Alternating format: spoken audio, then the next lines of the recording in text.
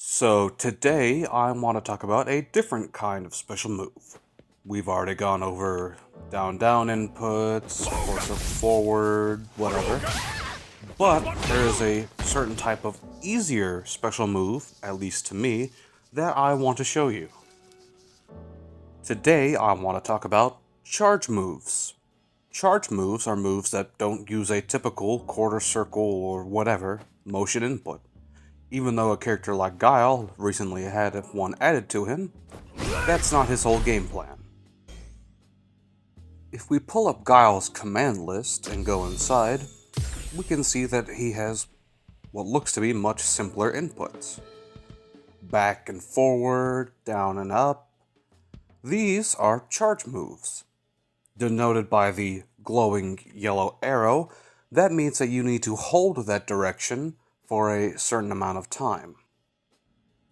These are called charge moves, and characters that have them are called charge characters. These moves, as you saw, are inputted by holding a direction, and then hitting the opposite direction, and the attack button at the same time.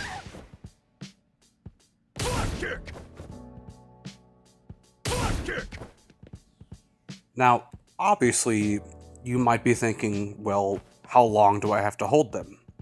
It depends between game to game and sometimes even between move to move.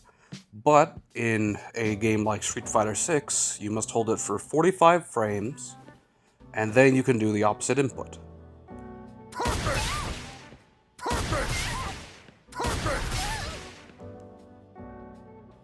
But you're probably asking, well, that seems like a long time. I mean, moves that have much more complex inputs can take a lot shorter time, so what's the point of charge moves? Well, for charge moves, they typically have less recovery than other moves, so all of the recovery that you would have is kind of front-loaded to the starting. And of course, if you are charging correctly, you can charge in between moves, and while you're blocking or on the ground,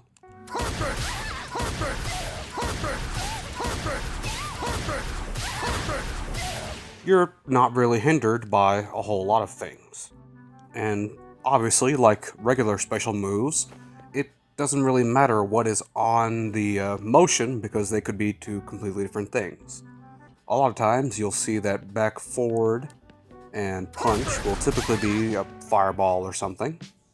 But on a character like E Honda, his back forward and punch is a headbutt. And some characters, of course, will have back forward and punch and back forward and kick.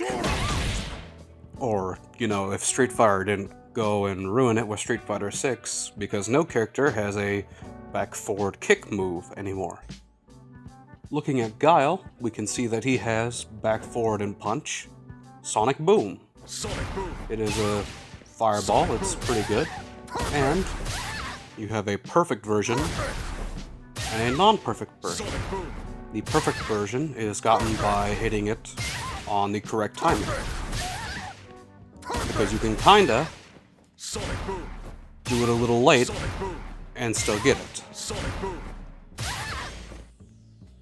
Guile is special because he has that little timing thing, but other charge characters can delay theirs as well. It's just that there's no drop-off for it. Obviously, the more hard input to get down will be charge down and up. For Guile, this is an anti-air flash kick, and it has a non-perfect version too, but the timing is a little harder to get it, so if you're hitting a non-perfect flash kick, it takes effort. A lot of characters' down, up, and kick moves are kind of like this.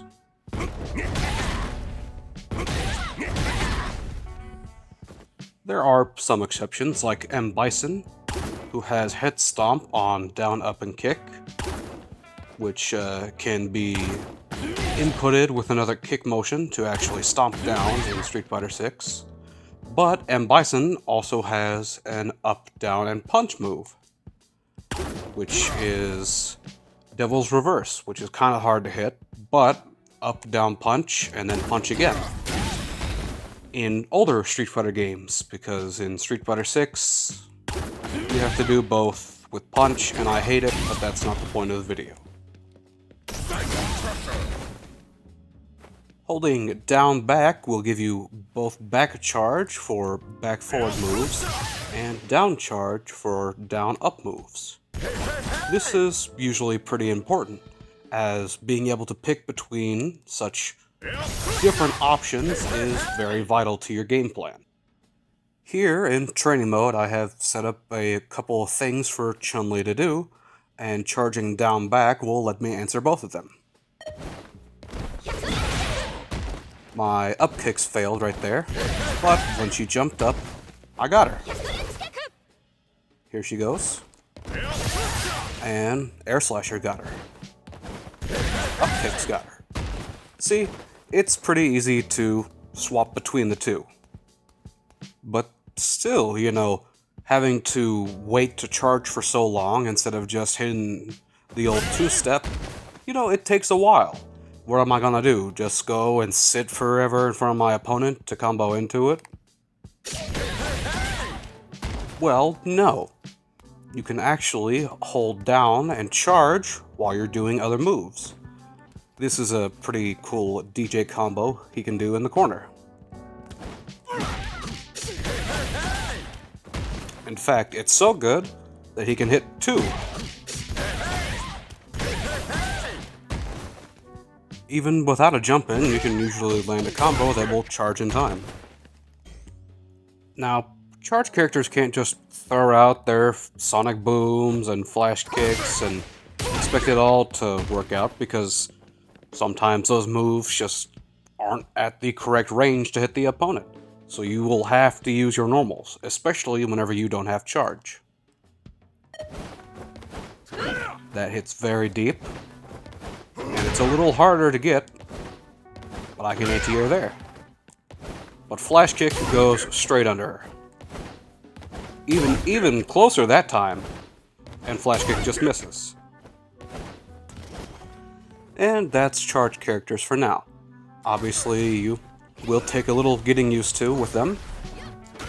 Trying to utilize when to charge, when not to charge. And just regular game plan adjustments. But that's going to be all for now. I hope you've enjoyed this episode, and I'll see you next time.